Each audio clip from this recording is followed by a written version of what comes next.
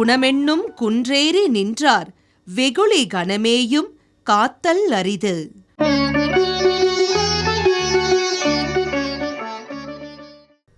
29/1/2017 ஜனவரி மாதம் 29ஆம் தேதி ஞாயிற்றுக்கிழமை. துர்முகி வருடம் தை மாதம் 16ஆம் தேதி. சந்திர தரிசனம். ஸ்ரீ வாசவி அக்னி பிரவேசம். மதுரை ஸ்ரீ மீனாட்சி சொக்கநாதர் தெப்போத்சவ உற்சவ ஆரம்பம். கற்பக விருஷப சிம்ம வாகனத்தில் பவனி. நல்ல நேரம் காலை 6:30 மணி முதல் 7:30 மணி வரை, மாலை 3:30 மணி முதல் 4:30 மணி வரை. ராகு காலம் 4:30 மணி முதல் 6 மணி வரை. குளிகை 3 மணி முதல் 4:30 மணி வரை. யமகண்டம் 12 மணி முதல் 1:30 மணி வரை. சந்திராஷ்டமம் புனர்பூசம் பூசம்.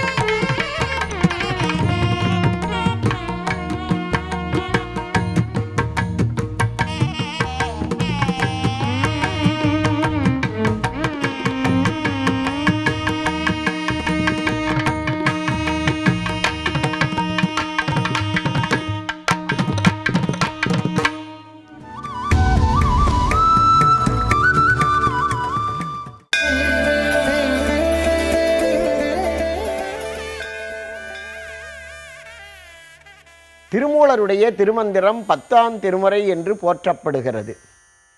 அந்த 10ஆம் திருமுறையில் 9 வடமொழி ஆகமங்களை 9 தந்திரங்களாக மொழிபெயர்த்திருக்கிறார்கள். வியாமள ஆகமத்தை 6ஆம் தந்திரமாக மொழிபெயர்த்து அதில் 2வது தலைப்பு திருவடி பேரிலே உள்ள 15 பாடல்களை சிந்தித்து கொண்டு வருகிறோம்.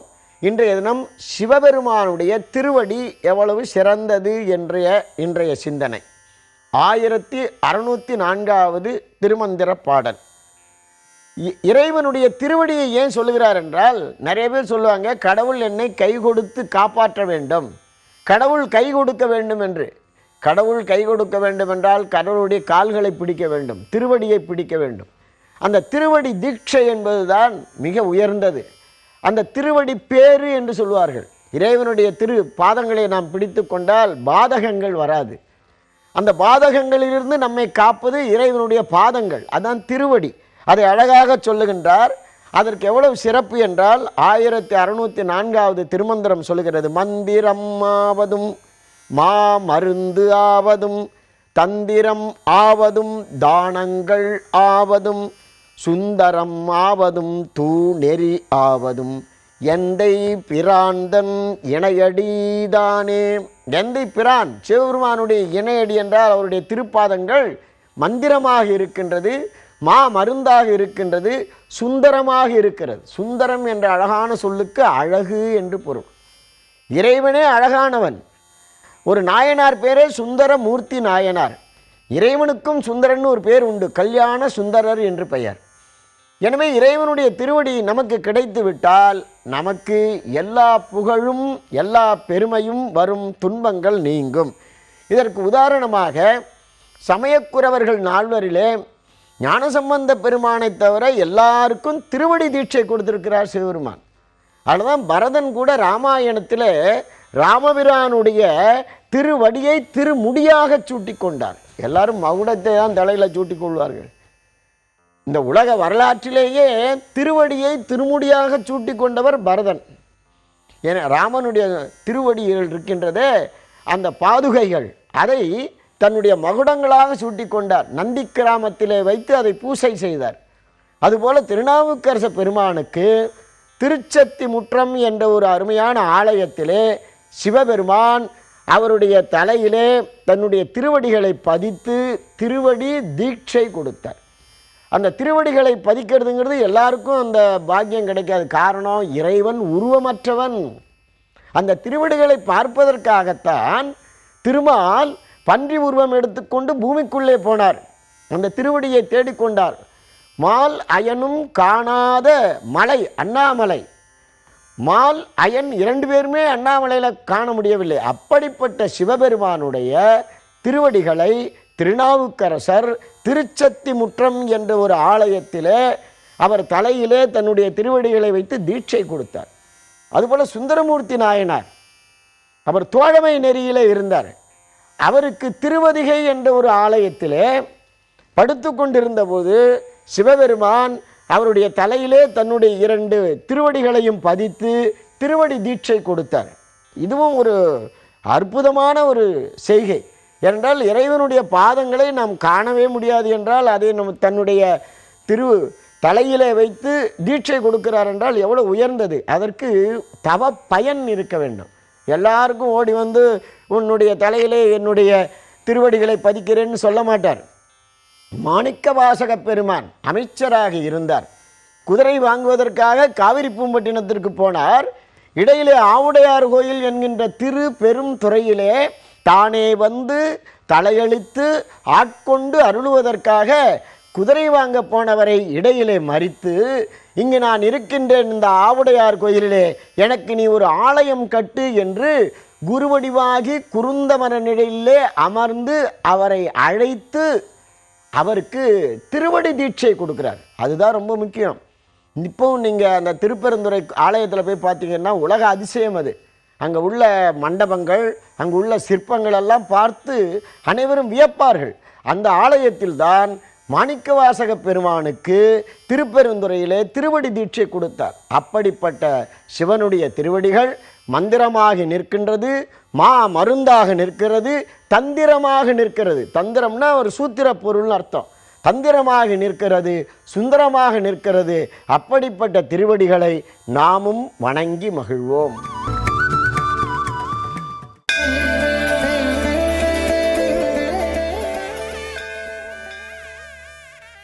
ஸ்ரீமதே ராமானுஜாய நம.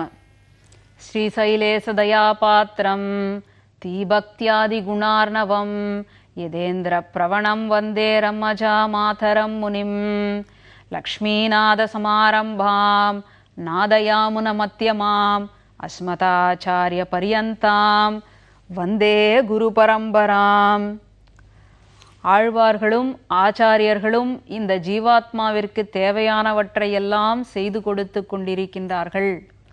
அவர்களுடைய அருமையான வழிகாட்டுதலை நாம் பிடித்து கொண்டு பிறவி என்கின்ற இந்த பெருங்கடலை நீந்திக் கொண்டிருக்கின்றோம். அப்படி நீந்தக்கூடிய இடத்தில் என்னெல்லாம் தேவை என்பதனை இந்த கோதை நாச்சியார் ஒரு பாசுரத்தில் காண்பிக்கின்றாள். ஒரு பெரிய பட்டியலாக அது அமைகின்றது.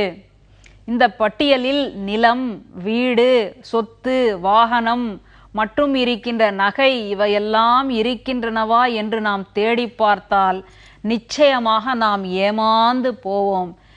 ஆண்டாள் இப்படிப்பட்ட உலகியல் விஷயங்களை எண்ணிக்கொள்ளவில்லை. அழிவதான சொத்தை பற்றி யோசிக்கவே இல்லை. அழியாததான பேற்றிற்கு நம்மை அழைத்து செல்லுவதற்காக ஒரு பெரிய பட்டியலை வைக்கின்றாள். பாஞ்சஜன்யம் வேண்டும், பறை என்கின்ற கருவி வேண்டும், கோல விளக்கு வேண்டும், கொடி வேண்டும், பல்லாண்டு பாடுவோர் வேண்டும், விதானம் வேண்டும் என்று கேட்டுக்கொள்கின்றாள். அதை எம்பெருமான் நிறைவேற்றினானா இல்லையா? எம்பெருமானால் நிறைவேற்ற முடியுமா முடியாதா என்கின்ற சந்தேகத்திற்கு விடை தருகின்ற பாசுரம் இந்த பாசுரம். மாலே மணிவண்ணா மார்கழி நீராடுவான் மேலையார் செய்வனகல் வேண்டுவன கேட்டியேல் ஞாலத்தையெல்லாம் நடுங்க முரல்வன பாலன்ன வண்ணத்துன் பாஞ்சஜன்னியமே போல்வன சங்கங்கள் போய்ப்பாடுடையனவே சாலப் பெரும்பறையே பல்லாண்டிசைப்பாரே கோலவிளக்கே கொடியே விதானமே ஆலிநிலையாய் அருளேலோ ரம்பாவாய் என்று பிரார்த்திக்கின்றாள்.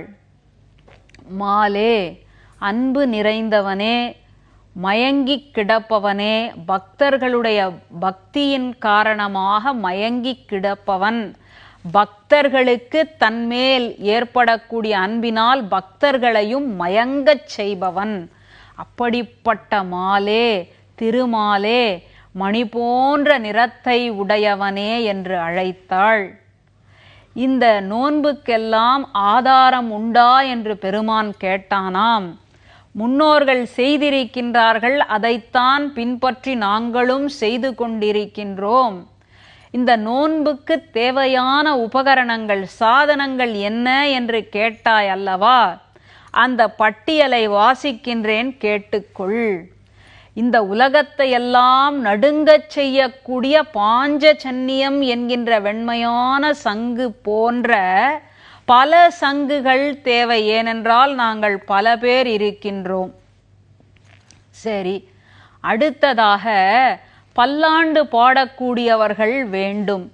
பல்லாண்டு பாடியவர் இந்த கோதையினுடைய தந்தையார், அப்படிப்பட்டவர்கள் எங்களுக்கு வேண்டும். அடுத்தது, இந்த பனி கொட்டுகின்ற இன்னும் விடியாத இந்த நேரத்தில் எங்கள் ஒருவரை ஒருவர் பார்த்து கொள்வதற்காகவும் வழி தெரிவதற்காகவும் எங்களுக்கு அழகான விளக்கு வேண்டும். அடுத்தது, இந்த பறை என்று சொல்லக்கூடிய வாத்திய கருவி வேண்டும். ஒன்று அல்ல, பல பல வேண்டும். அடுத்தது, மேலே பனி விழாமல் இருப்பதற்காக விதானம் வேண்டும். தூரத்திலேயே நாங்கள் வருவதை அறிவிப்பதற்காக பெரிய கொடிகள் வேண்டும் என்று கேட்டாளாம். இவள் கேட்ட பிற்பாடுதான் இன்று பலரும் கொடிகளை தூக்கி கொண்டு செல்கின்றனர் போலும். கேட்டவுடனே பெருமான் சொன்னானாம், இப்படி பல பல கேட்கின்றீர்களே, என்னிடம் ஒன்றுதானே இருக்கின்றது என்று. நீ சாமானியவனா? ஒரு சின்ன ஆலமரத்தினுடைய இலையிலேயே ஒரு பாலகனாய் வந்து அழகாக சென்றவன், உன்னுடைய திருவயிற்றில் 7 உலகங்களையும் வைத்து காப்பாற்றியவன், அப்படிப்பட்ட சாமர்த்தியசாலி, உன்னால் பல பல சங்குகள் வழங்க முடியும், பல பல பல்லாண்டிசை போர், இப்படி பலவற்றையும் உன்னால் வழங்க முடியும் என்று சொன்னாள். அதற்கேற்ப சங்கினை கொடுத்தான், பல்லாண்டு பாடக்கூடிய பெரியாழ்வாரை கொடுத்தான், கோல விளக்காக இருக்கக்கூடிய பிராட்டியை கொடுத்தான், தன்னுடைய கருடக் கொடியை கொடுத்தான், மற்றும் பறை என்கின்ற கருவிகளை எல்லாம், வாத்திய கருவிகளை எல்லாம் கொடுத்தான். ஆனால் இந்த வஸ்திரம் இருக்கின்றதே, அந்த வஸ்திரத்தை மட்டும், விதானத்தை மட்டும் கொடுக்க முடியவில்லையாம். ஏனென்றால் விதானமாக இருக்கக்கூடியவன் ஆதிசேஷன். அந்த ஆதிசேஷனை பிரிய மனமில்லாமல் தன்னுடைய இந்த திருமேனியில் அணிந்திருந்த அந்த வஸ்திரத்தையே கொடுத்தான் என்று கூறுகின்றார்கள். அப்படி பேசி முடியா பெருமை வாய்ந்தவன் யார் என்றால் அந்த ஆதிசேஷன். அந்த ஆதிசேஷனுக்கும் மங்களாசாசனம் செய்யும்படியாக இந்த பாசுரம் அமைகிறது.